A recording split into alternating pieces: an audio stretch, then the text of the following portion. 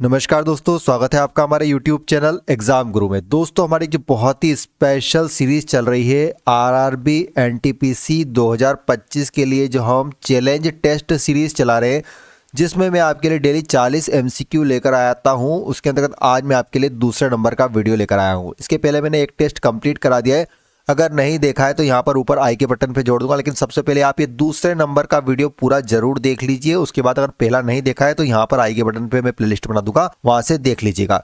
कल के टेस्ट में 25 नंबर का चैलेंज था और आज के टेस्ट में मैं आपको दे रहा हूं दोस्तों 27 नंबर का चैलेंज। अगर 27 नंबर अगर आपके आ जाते हैं इस टेस्ट में तो आपकी तैयारी अच्छी चल रही है। मैंने यहाँ पर कुछ क्वेश्चन टफ डाले और कुछ क्वेश्चन इजी डाले। देखते हैं कितने बच्चे इस क्वेश्चन का सही जवाब देते हैं। तो चलिए वीडियो को स्टार्ट करते हैं। अगर आपको हमारा ये वीडियो पसंद आया है तो वीडियो को प्लीज एक लाइक कीजिए और चैनल को सब्सक्राइब करके बेल आइकॉन दबा लीजिए, जिससे कि लेटेस्ट वीडियो की अपडेट मिलती रहे। तो चलिए सबसे पहला प्रश्न स्क्रीन पर देखते हैं। महाभारत का फारसी में अनुवाद किसने कराया? इसका राइट आंसर दोस्तों ऑप्शन ए, अकबर के द्वारा। देखिए, महाभारत का फारसी में अनुवाद मुगल राजा अकबर के आदेश पर फेजी और अबुल अल फजल ने किया था। इसे रमजनामा नाम दिया गया था। क्या नाम दिया गया था इसको? रमजनामा। Option A is right answer. किसने कराया था? अकबर ने। चलिए नेक्स्ट क्वेश्चन स्क्रीन पर देखेंगे दोस्तों। अगला प्रश्न स्क्रीन पर बताएंगे, निम्नलिखित में से दक्षिण एशिया में किस देश का जनसंख्या घनत्व सर्वाधिक है? अगर बात की जाए जनसंख्या घनत्व की दक्षिण एशिया में, थोड़ा सा नोट कीजिएगा, दक्षिण एशिया की बात हो रही है तो यहाँ पर इसका राइट आंसर हो जाएगा दोस्तों बांग्लादेश। ठीक है ना। अगर एशिया की बात की जाए तो एशिया में चीन, जो मकाओ है जो चीन के अंदर स्थित है, उसका जनसंख्या घनत्व सबसे ज्यादा। अगर पूरी दुनिया की बात की जाए तो पूरी दुनिया में सिंगापुर आता है सबसे टॉप पर जनसंख्या घनत्व में। ठीक है ना। तो दक्षिण एशिया की बात हो रही है तो बांग्लादेश इसका राइट आंसर हो जाएगा। यहाँ पर 1118 प्रति किलोमीटर, इतने व्यक्ति प्रति किलोमीटर में रहते हैं। चलिए नेक्स्ट क्वेश्चन की ओर चलते हैं। अगला प्रश्न स्क्रीन पर देखेंगे दोस्तों। एल नीनो शब्द किस भाषा से लिया गया है? एल नीनो शब्द आपने नाम सुना होगा। एल नीनो शब्द किस भाषा से लिया गया है? तो एल नीनो प्रशांत महासागर से उत्पन्न होने वाली एक जलधारा है। ठीक है ना। एल नीनो का अर्थ क्या होता है? तो एल नीनो का अर्थ होता है दोस्तों छोटा। क्या होता है इसका अर्थ? छोटा। ठीक है ना। किस भाषा से लिया गया है? तो ये लिया गया है दोस्तों स्पेनिश भाषा से। Option C right answer, Spanish भाषा से लिया गया है। चलिए नेक्स्ट क्वेश्चन स्क्रीन पर देखिएगा दोस्तों। कौन सी नदी में सर्वाधिक पानी है? मतलब पानी के हिसाब से इनमें से कौन सी नदी सबसे बड़ी है, विश्व की सबसे बड़ी नदी? तो ऑप्शन बी राइट आंसर यहाँ पर अमेजन हो जाएगा। ठीक है ना। ऑप्शन बी इसका सही उत्तर हो जाएगा। अमेजन वैसे भी बहुत चौड़ी है, मतलब इस नदी की चौड़ाई बहुत ज्यादा है। चलिए नेक्स्ट क्वेश्चन स्क्रीन पर देखेंगे। फसलों का हेरफेर किस लिए आवश्यक है? फसलों का हेरफेर किस लिए किया जाता है? मतलब बदल बदल के फसल क्यों उगाई जाती है? तो इसका राइट आंसर होगा दोस्तों, कारण है इसका मृदा की उर्वरकता को बढ़ाए रखने के लिए। मृदा की उर्वरकता मतलब बहुत मिट्टी उपजाऊ बनी रहे, इसलिए बदल बदल के फसल बोई जाती है किसानों के द्वारा। Option D right answer. Next question है, उपापचयी एंजाइम मतलब मेटाबॉलिक एंजाइम अनुपस्थित होता है।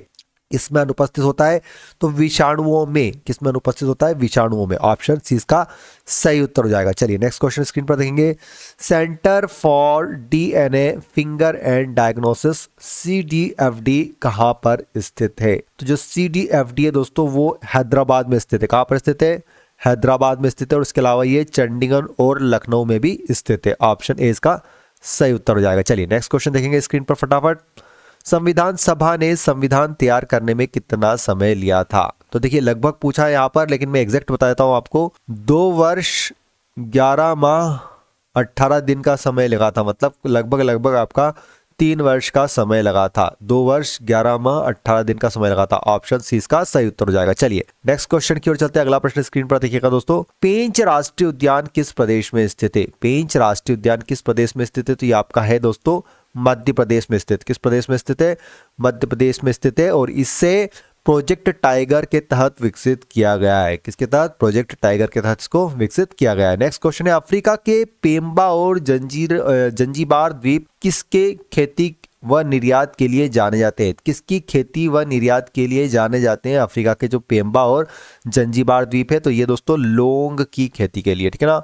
लौंग की खेती होती है, यहाँ पर निर्यात होता है। ऑप्शन है इसका सही उत्तर हो जाएगा। चलिए नेक्स्ट क्वेश्चन स्क्रीन पर देखिएगा दोस्तों। अगला प्रश्न है स्क्रीन पर, बोस्टन टी पार्टी घटना कब घटी थी? तो बोस्टन की टी पार्टी घटना घटी थी दोस्तों 16 दिसंबर 1773 में। तो ऑप्शन बी इसका राइट आंसर हो जाएगा, 16 दिसंबर 1773 को। चलिए नेक्स्ट क्वेश्चन की ओर चलते हैं। देखिएगा, भारत में पहली बार राष्ट्रीय स्तर पर असहयोग आंदोलन कब शुरू हुआ था?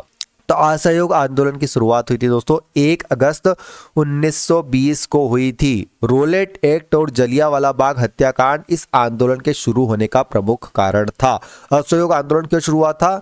रोलेट एक्ट और जलियांवाला बाग हत्याकांड हुआ था, इसके कारण इसको शुरू किया गया था। तो ऑप्शन सी इसका राइट आंसर हो जाएगा। चलिए नेक्स्ट क्वेश्चन की ओर चलते हैं। अगला प्रश्न स्क्रीन पर देखिएगा दोस्तों, राउरकेला और दुर्गापुर स्टील प्लांट की संकल्पना किस पंचवर्षीय योजना में की गई थी? तो ये की गई थी दोस्तों दूसरी पंचवर्षीय योजना, जिसका समय काल था 1956 से 1961 तक।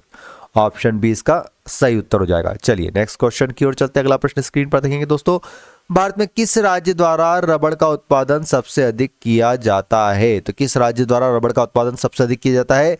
केरल के द्वारा, ठीक है ना। केरल मतलब भारत के कुल रबड़ उत्पादन का 90% अकेला केरल राज्य ही उत्पादित कर देता है, ठीक है ना। तो ऑप्शन बी इसका राइट आंसर हो जाएगा। चलिए नेक्स्ट क्वेश्चन स्क्रीन पर देखिएगा, प्लास्टिक टेप रिकॉर्डर के टेपों पर लेपित किया जाने वाला पदार्थ क्या होता है?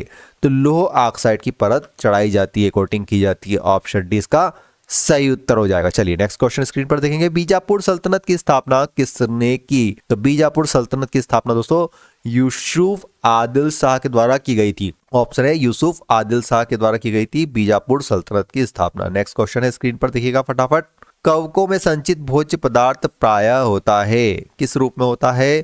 तो ये होता है दोस्तों ग्लाइकोजिन के फॉर्म में। ऑप्शन डी इसका राइट आंसर हो जाएगा, ग्लाइकोजिन के फॉर्म में होता है। नेक्स्ट क्वेश्चन है, मोंटेग्यू चेम्सफोर्ड रिपोर्ट किस अधिनियम का आधार बना था? तो option B right answer, Bharat सरकार अधिनियम 1919 के द्वारा प्रशासन व शासन में भारतीयों की भागीदारी को बढ़ावा मिला। यह अधिनियम 1919 से 1979 तक कार्यशील रहा था। तो ऑप्शन बी इसका सही उत्तर हो जाएगा। चलिए नेक्स्ट क्वेश्चन स्क्रीन पर देखिएगा दोस्तों, एक्वाडोर की राजधानी कहां पर है? तो एक्वाडोर देश दक्षिण अमेरिका में स्थित है दोस्तों। कहां पर है एक्वाडोर देश? दक्षिण अमेरिका में स्थित है। इसकी राजधानी क्या है? तो क्वीटो इसकी राजधानी है। क्या है? ऑप्शन डी राइट आंसर, क्वीटो इसकी राजधानी है। नेक्स्ट क्वेश्चन स्क्रीन पर देखेंगे दोस्तों, 323 ईसा पूर्व में सिकंदर महान की मृत्यु किस स्थान पर हुई थी? तो कहां पर हुई थी? तो option B right answer, Babylon में हुई थी। कहां पर हुई थी? बेबीलोन में हुई थी। नेक्स्ट क्वेश्चन स्क्रीन पर देखिएगा दोस्तों, विश्व आर्थिक आउटलुक रिपोर्ट कौन जारी करता है? तो विश्व आर्थिक आउटलुक रिपोर्ट जारी की जाती है दोस्तों IMF के द्वारा, अंतर्राष्ट्रीय मुद्रा कोष के द्वारा जारी की जाती है। चलिए नेक्स्ट क्वेश्चन की ओर चलते हैं। अगला प्रश्न स्क्रीन पर देखिएगा दोस्तों, एक जेट इंजन किस सिद्धांत पर कार्य करता है? तो एक जेट इंजन रेखीय संवेग के संरक्षण के सिद्धांत पर कार्य करता है। ऑप्शन डी इसका राइट आंसर हो जाएगा। चलिए नेक्स्ट क्वेश्चन है, निम्नलिखित में से कौन सा भारत का पेट्रोकेमिकल केंद्र नहीं है पूछा है?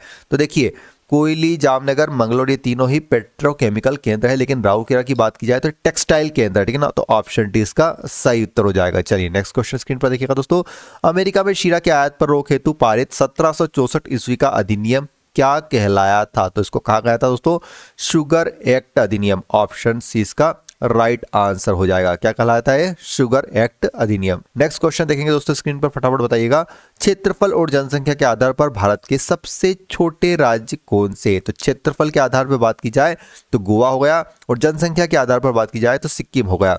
गोवा का कुल क्षेत्रफल है 3702 वर्ग किलोमीटर है, और सिक्किम की जनसंख्या लगभग है 6,10,570। तो ऑप्शन ए इसका सही उत्तर हो जाएगा। चलिए नेक्स्ट क्वेश्चन की ओर चलते हैं। अगला प्रश्न स्क्रीन पर देखिएगा दोस्तों, बेलग्रेड में हुए प्रथम गुट निरपेक्ष सम्मेलन में कितने प्रतिनिधि थे? तो जो बेलग्रेड में जो प्रथम गुट निरपेक्ष सम्मेलन हुआ था उसमें केवल 25 प्रतिनिधि थे। ऑप्शन ए इसका सही उत्तर हो जाएगा। चलिए नेक्स्ट क्वेश्चन की ओर चलते हैं। अगला प्रश्न स्क्रीन पर देखिएगा दोस्तों, रुम्मिंडी स्तंभ शिलालेख कहां पर स्थित है? रुम्मिंडी स्तंभ शिलालेख लुम्बिनी में स्थित है। कहां पर? लुम्बिनी, नेपाल में स्थित है। चलिए नेक्स्ट क्वेश्चन की ओर चलते हैं दोस्तों, देखिएगा अगला प्रश्न स्क्रीन पर, राष्ट्रसंघ द्वारा इटली पर आर्थिक प्रतिबंध लगाने के प्रति उत्तरदायी घटना इनमें से कौन सी थी? तो इथोपिया पर आक्रमण, राष्ट्रसंघ द्वारा इटली पर जो आर्थिक प्रतिबंध लगाए गए थे उसकी जो घटना थी, उसके प्रति उत्तरदायी घटना वो थी इथोपिया पर आक्रमण किया गया था, इसलिए उस पर प्रतिबंध लगाया गया था।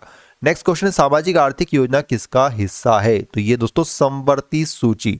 समवर्ती सूची वह सूची है जिसमें राज्य और संघ दोनों साथ साथ कार्य करते हैं, उसको क्या कहते हैं दोस्तों? समवर्ती सूची कहते हैं। सामाजिक आर्थिक योजना किसका हिस्सा है? समवर्ती सूचना का हिस्सा होती है। चलिए नेक्स्ट क्वेश्चन देखिएगा दोस्तों स्क्रीन पर। अगला प्रश्न है डूरंड रेखा के सीमांकन के समय अफगानिस्तान का आमिर कौन था? तो देखिए भारत और अफगानिस्तान के बीच जो सीमा है उसको डूरंड रेखा कहा जाता है दोस्तों, और इसका सीमांकन हुआ था 1896 में। किसने किया था? मोर्तीमेन डूरंड ने किया था, इसलिए इसका नाम डूरंड रेखा रखा गया है। और उस समय जो वहां का अफगानिस्तान का आमिर था वो था अब्दुल रहमान। ऑप्शन सी इसका सही उत्तर हो जाएगा। चलिए नेक्स्ट क्वेश्चन की ओर चलते दोस्तों। अगला प्रश्न स्क्रीन पर देखिएगा सिक्किम को उत्तर पूर्व परिषद में कब शामिल किया गया? तो सिक्किम को उत्तर पूर्व परिषद में शामिल किया गया था सन 2002 में। ऑप्शन सी इसका सही उत्तर हो जाएगा। चलिए नेक्स्ट क्वेश्चन देखिएगा दोस्तों स्क्रीन पर। ध्रुवीय ज्योति के दृश्यमान होने का कारण क्या है? तो ध्रुवीय ज्योति की घटना उत्तरी ध्रुव और दक्षिण ध्रुव होती है दोस्तों, तो इसके जो दृश्यमान होने का कारण है दोस्तों सौर पवनें कहलाती है। ऑप्शन ए इसका सही उत्तर हो जाएगा। चलिए नेक्स्ट क्वेश्चन की ओर चलते देखिएगा दोस्तों। अगला प्रश्न स्क्रीन पर तारिक ए फिरोज शाही की रचना किसने की? तो तारिक ए फिरोज शाही की रचना जियानुद्दीन ने। ऑप्शन ए राइट आंसर जियानुद्दीन बर्नी ने की थी। चलिए नेक्स्ट क्वेश्चन की ओर चलते देखिए दोस्तों। अगला प्रश्न स्क्रीन पर कात्यायन सूत्र की पृष्ठभूमि क्या है? तो कात्यायन सूत्र की पृष्ठभूमि पूछिए तो ये वैदिक यज्ञ के नियम इसमें बतलाए गए हैं। ऑप्शन ए राइट आंसर वैदिक यज्ञ के नियम। नेक्स्ट क्वेश्चन देखिएगा कौन सा अंग रोगाणुओं का विनाश करता है तथा शरीर का पुलिस रक्षक भी कहलाता है? तो कौन सा अंग होता है दोस्तों? यकृत। यकृत रोगाणुओं का विनाश करता है और शरीर का पुलिस रक्षक भी कहलाता है। ऑप्शन बी राइट आंसर यकृत। चलिए अगले प्रश्न की ओर चलते हैं दोस्तों। नेक्स्ट क्वेश्चन स्क्रीन पर देखिएगा चीन में सांस्कृतिक क्रांति किस वर्ष में हुई थी? तो जो चीन में सांस्कृतिक क्रांति हुई थी दोस्तों वो 1968 में हुई थी। कब हुई थी? 1968। Option D right answer 1968। चलिए नेक्स्ट क्वेश्चन की ओर चलते हैं दोस्तों। अगला प्रश्न स्क्रीन पर देखिएगा व्यास सम्मान किस क्षेत्र में दिया जाता है? तो व्यास सम्मान आपको मिलता है दोस्तों ऑप्शन बी राइट आंसर साहित्य के क्षेत्र में। व्यास सम्मान के बिरला फाउंडेशन द्वारा दिया जाता है। किस क्षेत्र में? साहित्य के क्षेत्र में उत्तम कार्य के लिए। चलिए अगले प्रश्न की ओर चलते देखिएगा सोलंकी वंश की राजधानी कहां पर थी? तो सोलंकी वंश की राजधानी दोस्तों अनिलवाड़ थी। Option B right answer Anhilwad. Solanki वंश गुजरात पर राज्य करने वाला एक प्राचीन वंश था जहां की राजधानी क्या थी? अनिलवाड़ थी। चलिए अगला प्रश्न देख लेते हैं स्क्रीन पर। नेक्स्ट क्वेश्चन है डेथ वैली मौत की घाटी निम्नलिखित में से किस मरुस्थल में स्थित है? तो ये किस मरुस्थल में स्थित है? ऑप्शन ए राइट आंसर मोजावे मरुस्थल में। मोजावे मरुस्थल अमेरिका के कैलिफोर्निया, नेवाड़ा, उटाह और एरिजोना में स्थित है। ठीक है ना? तो कहां पर स्थित है डेथ वैली? मोजावे मरुस्थल में। चलिए नेक्स्ट क्वेश्चन की ओर चलते दोस्तों। अगला प्रश्न स्क्रीन पर देखिएगा भारतीय संविधान में संशोधन का प्रस्ताव किस देश के संविधान से लिया गया है? दोस्तों इस क्वेश्चन का आंसर आपको कमेंट बॉक्स में देना है। साथ साथ ही जरूर बताना कि 40 में से आज आपको 27 नंबर आया या नहीं आया। जितने भी नंबर आए कमेंट बॉक्स में पूछिए, बताइए। साथ साथ अगर ये दूसरे नंबर का वीडियो था, अगर पहला वीडियो नहीं देखा तो देख लीजिएगा। और अगर आपका जो भी डाउट है एनटीपीसी या फिर ग्रुप डी रेलवे एग्जाम से रिलेटेड आप कमेंट बॉक्स में पूछ सकते हैं। वीडियो पसंद आया तो वीडियो को एक लाइक तो बनता ही है। जो नए बच्चा है सब्सक्राइब करके बेल आइकन दबाना जिससे कि आपको लेटेस्ट वीडियो की अपडेट मिलती रहेगी। इस क्वेश्चन का आंसर कमेंट बॉक्स में देना है। जो बच्चे सही उत्तर देंगे उनके कमेंट को हम लाइक करेंगे। वीडियो देखने के बहुत बहुत धन्यवाद। जय हिंद, जय भारत, वंदे मातरम।